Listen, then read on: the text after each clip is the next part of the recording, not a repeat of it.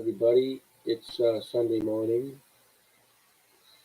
I'm trying to motivate myself to read more. I bought a bunch of books. I have a goal to read a bunch of great books in the next 10 years. I thought to motivate myself, maybe I'll read it out loud. So let's give it a try. Here's chapter 1, Thoughts are Things. I don't have a lot of room here. I'm in this renting this small room, but I'll be out of here and I found an apartment. So a lot bigger. Thoughts are things. If I can see this, okay. The man who thought his way into partnership with Thomas Edison. Truly, thoughts are things, and powerful things at that. When they are mixed with definiteness of purpose, persistence, and a burning desire for their translation into riches, or their material objects. Some years ago, Edwin Barnes discovered how true it is that men really do think and grow rich. His discovery did not come about as one sitting.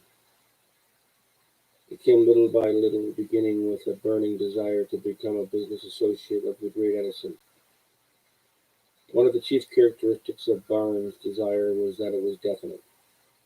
He wanted to work with Edison, not for him. Observe carefully the description of how he went about translating his desire into reality, and you will have a better understanding of the principles which lead to riches. When this desire or impulse of thought first flashed into his mind, he was in no position to act upon it. Two difficulties stood in his way. He did not know Mr. Edison. He did not have enough money to pay his railroad fare to Orange, New Jersey. These difficulties were sufficient to have discouraged the majority of men from making any attempt to carry out the desire. But his was no ordinary desire. The inventor and the tramp. He presented himself at Mr. Edison's laboratory, announced he had come to go into business with the inventor. Bear with me, I haven't read out loud in a long time. In speaking of his first meeting between Barnes and Edison, years later, Mr. Edison said, "He stood there before me looking like an ordinary tramp, but there was something in the expression of his face which conveyed the impression that he was determined to get what he had come for." I had learned from years of experience with men that when a man really desires a thing so deeply that he's willing to stake his entire future on a single turn of the wheel in order to get it, then he is sure to win. I gave him the opportunity he asked for because I saw he had made up his mind. It could not have been the young man's appearance which got him his start in Edison's office, for that was definitely against him. It was that he thought that he could. Barnes did not get his partnership with Edison on his first interview. He did get a chance to work in the Edison office at a very nominal wage. Months went by. Apparently nothing happened to bring nearer the coveted goal which Barnes had set up in his mind as his definite major purpose. But something important was happening in Barnes' mind. He was constantly intensifying his desire to become the business associate of Edison. Psychologists have correctly said that when one is truly ready for a thing, it puts it in its appearance. Barnes was ready for a business association with Edison. Moreover, he was determined to remain ready until he got that which he was seeking. He did not say to himself, "Ah, well, what's the use? I guess I'll change my mind and try for a salesman job." But he did say, "I came here to go into business with Edison, and I'll accomplish this end if it takes the remainder of my life." He meant it. What a different story men would have to tell if only they would adopt a definite purpose, and stand by that purpose until it had time to become an all-consuming obsession. Maybe young Barnes did not know at the time, but his bulldog determination, His persistence in standing back of a single desire was destined to mow down all opposition and bring him the opportunity he was seeking. Sly disguises of opportunity. When the opportunity came, it appeared in a different form and from a different direction than Barnes had expected. That is one of the tricks of opportunity. It has a sly habit of slipping in by the back door, and often it comes disguised in the form of misfortune or temporary defeat. Perhaps this is why so many fail to recognize opportunity. Mr. Edison had just perfected a new office device. Known at that time as the Edison dictating machine, the salesmen were not enthusiastic over this machine. They did not believe it could be sold without great effort. Barnes saw his opportunity. It had crawled in quietly, hidden in a queer-looking machine which interested no one but Barnes and the inventor. Barnes knew he could sell the Edison dictating machine. He suggested this to Edison and promptly got his machine. He did sell the machine. In fact, he sold it so successfully that Edison gave him a contract to distribute and market it all over the nation. Out of that business association, Barnes made himself rich in money. But he did something infinitely greater. He proved that one really may think and grow rich.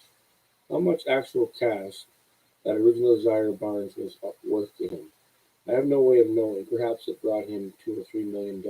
But at that amount, whatever it is, becomes insignificant when it's compared with the greater asset he acquired in the form of definite knowledge. That intangible impulse of thought can be transmitted and transmuted into material rewards by the application of known principles.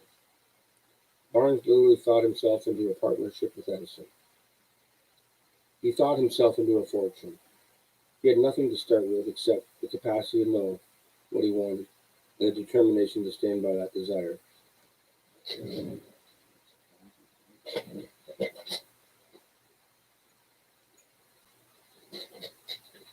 This is like work reading out loud. My mouth is dry. Okay, we make it through this chapter. Things will get better next chapter as I get better at reading out loud. 3 feet from gold. One of the most common causes of failure is the habit of quitting when one is overtaken by temporary defeat. Every person is guilty of this mistake at one time or another. An uncle of R.U. Darby was caught by the gold fever. In the gold rush days, he went west to dig and grow rich. He had never heard that more gold has been mined from the thoughts of men than has ever been taken from the earth. That's interesting. He staked a claim and went to work with pick and shovel. After weeks of labor, he was rewarded by the discovery of a shining ore. He needed machinery to bring the ore out of the earth. Quietly, he covered up the mine, retracted his footsteps to his home in Williamsburg, Maryland, told his relatives and a few neighbors of his strike. He got together money for the machinery and it shipped. The uncle and Darby went back to work on the mine. The first car of ore was mined and shipped to the melter. The returns proved that they had one of the richest mines in Colorado. A few more cars of the ore would clear the debt. Then would come the big killing of profit. Down went the drills, up went the hopes of Darby and the uncle. Then something happened. The vein of gold ore disappeared. They had come to the end of the rainbow, and the pot of gold was no longer there. They drilled on, desperately trying to find in vain more gold. To no avail. Finally, they decided to quit.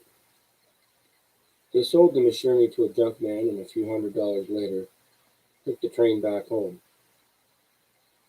The junk man called in a mining engineer to look at the mine and do a little calculating. The engineer advised that the project had failed because the owners were not familiar with fault lines. His calculations showed that the vein would be found just 3 feet from where they quit. That's exactly where it was found. The junk man took millions of dollars in ore from the mine because he knew where to seek for the experts. I will never stop because men say no. Long afterward, Mr. Darby recouped his loss many times over when he made the discovery that desire can be transmuted into gold. The discovery came after he went into the business of selling life insurance. Remembering that he lost a huge fortune because he stopped drilling 3 feet from the gold, Darby profited by the experience in his chosen work. By the simple method of saying to himself, I stopped 3 feet from the gold, but I never stopped because men say no when I ask them to buy insurance. Darby became one of the small group of men who sell over $1 million of life insurance every year. He owned his stickability to the lesson he learned and his quitability in the gold business. Before success comes any man's life, there becomes failure. He is sure to meet much defeat and failure. When defeat overtakes a man, the easiest and most logical thing to do is quit. That is exactly what the majority do. More than 500 of the most successful men this country has ever known told the author their greatest success came just one step beyond the point in which their defeat had taken over them. Failure is a strict trickster from the keen sense of irony and cunning. It takes great delight in tripping one of those who succeed. A 50-cent lesson in persistence. Shortly after Mr. Darby received his degree from the University of Hard Knocks, he had decided to profit by his experience in the gold mining business. He had the good fortune to be present on an occasion. No does not necessarily mean no. One afternoon he was helping his uncle grind wheat in an old-fashioned mill. The uncle operated a large farm on which a number of colored sharecrop farmers lived. Quietly the door opened and a small child, daughter of a tenant, walked in and took her place in the door. The uncle looked up to the child and said, What do you want? The child meekly said, My mommy said she wants 50 cents. I don't do it, the uncle said. Now you run on home. Yes, sir, the child said, but she just stood there. The uncle went ahead and did his work, so busily engaged that he did not pay any attention to the child, to observe that she didn't even leave. When he looked up and saw her still standing there, he said, I told you to go home. Go now, or I'll hit you. The little girl said, No, sir, yes, sir, but she didn't move. The uncle dropped a sack of grain. He was mad. He was about to pour. He picked up a barrel of stave and started toward the child with an expression of his face that he wanted to hurt her. Darby held his breath. He was certain he was about to witness an assault. He knew his uncle had a fierce temper. When the uncle reached the spot where the child was standing, she quietly stepped forward one step and said to her uncle, and she screamed to the top of her voice and said, My mama's got to have 50 cents. The uncle stopped, looked at her for a minute, laid down the barrel stave to the floor, put his hand in his pocket, took out 50 cents and gave it to her. The child took the money and slowly backed towards the door, scared, never taking her eyes off her uncle, whom she had just conquered. After she had gone, the uncle sat down on a box and looked out the window into space for more than 10 minutes. He was pondering with awe over the whipping he had just taken. Mr. Darby, too, was doing the same thinking. That was the first time in all his experience that he had seen a colored child deliberately master an adult white person. How did she do it? What happened to his uncle that caused him to lose his fierceness and become a docile lamb? What strange powers did this child use that made his master? What strange power did the child use that made her master the situation? These and other similar questions flashed into Darby's mind, but he did not find the answer until years later when he told the story. Strangely, the story of this unusual experience was told to the author of The Old Mill, on the very spot where the uncle took out his whippet. The strange power of a child. As we stood there in the musty old mill, Mr. Darby repeated the story of the unusual conquest. What can you make of it? What strange power did that child use that so completely changed his uncle? My answer to this question will be found in the principles described in this book. The answer is full and complete. It contains details and illustrations sufficient to enable anyone to understand and apply the same force which the little child accidentally stumbled upon. Keep your mind alert, and you will observe exactly what strange power came to the rescue of her child. You will catch a glimpse of this power in the next chapter.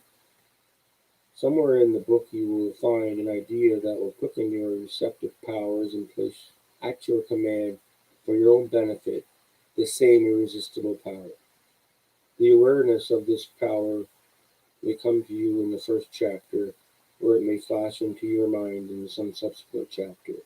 It may come in the form of a single idea, or it may come in the nature of a plan or a purpose.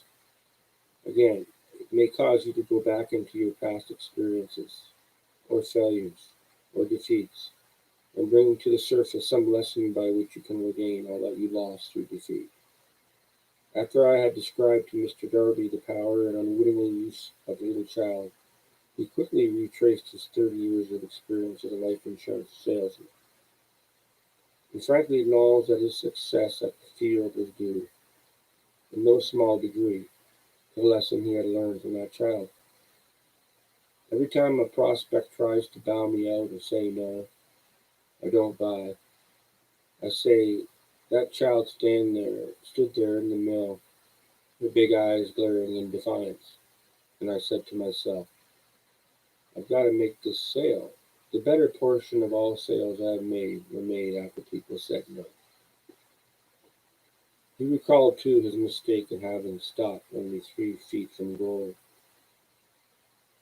But he said, that experience was a blessing in disguise. It taught me to keep on keeping on, no matter how hard the going may be, a lesson I needed to learn before I could succeed in anything.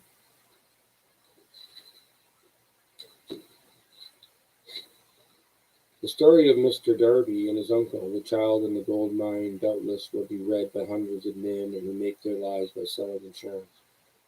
And to all those, the author wishes to offer the suggestion that Darby owes to these two experiences the ability to sell more than $1 million of life insurance every year.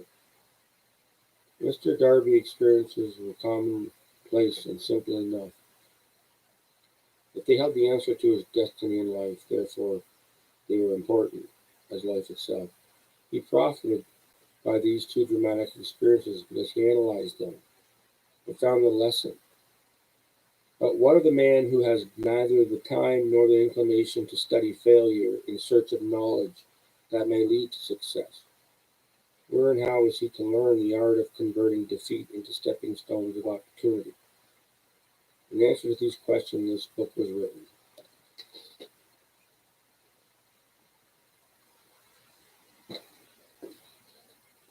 One sound idea is all you need. The answer called for a description of 13 principles.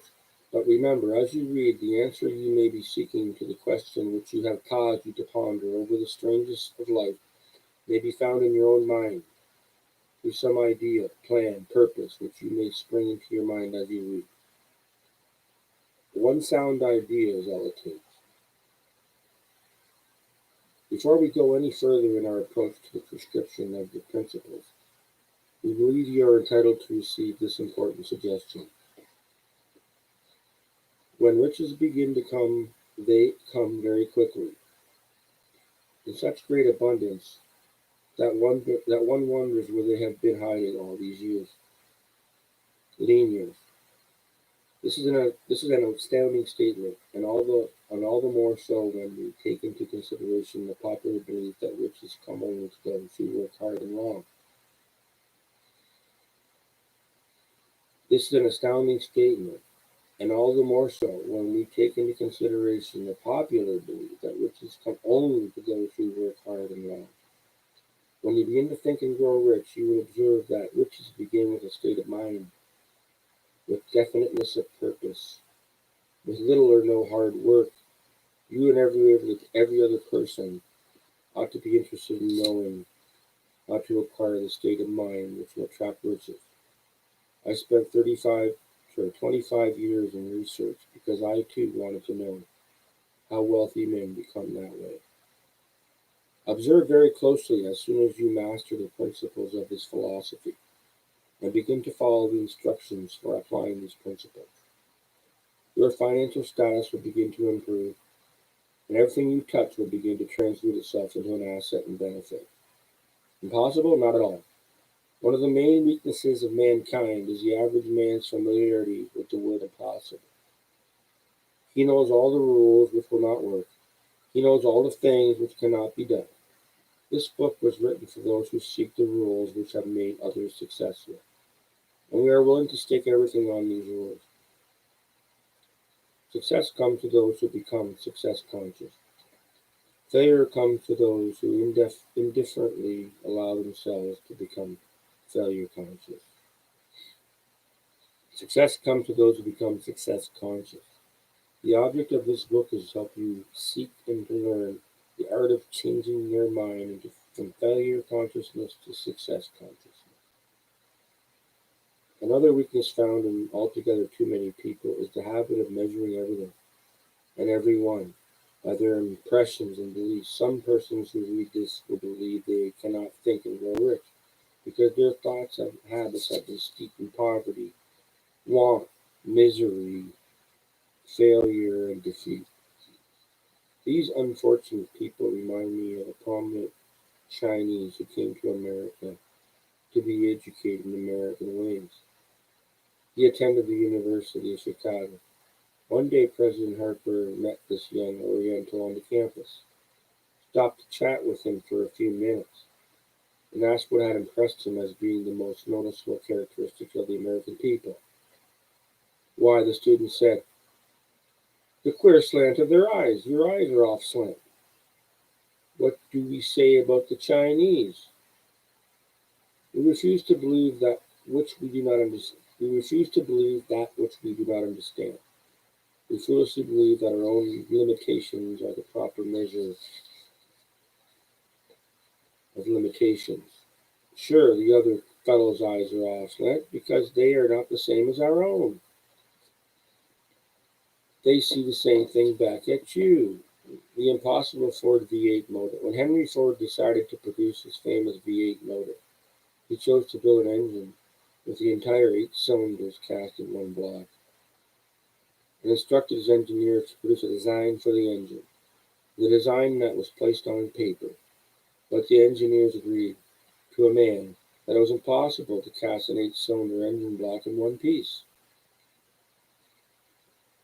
But, they replied, go ahead, Ford said, and stay on the job until you find it, until you succeed no matter what. We want an 8 cylinder block. I don't care how long it takes.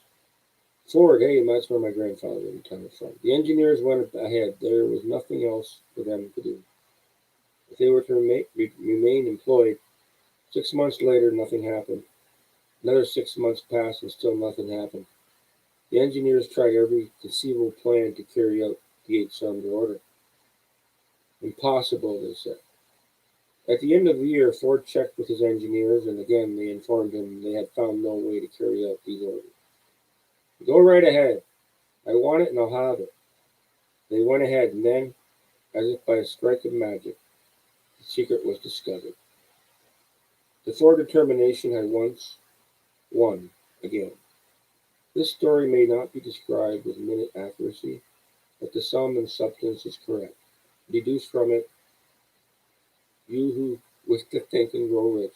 The secret of the Ford millions, if you can. Do not have to look very far. Henry Ford was a success because he understood and applied the principle of success. The desire, knowing what he wants. Remember this Ford story as you read, and pick out the lines in which the secret of his stupendous achievement had been described. If you do this, if you can lay your finger on what Ford's secret was in this particular group of principles which made Henry Ford rich, you can equal his achievements in almost any calling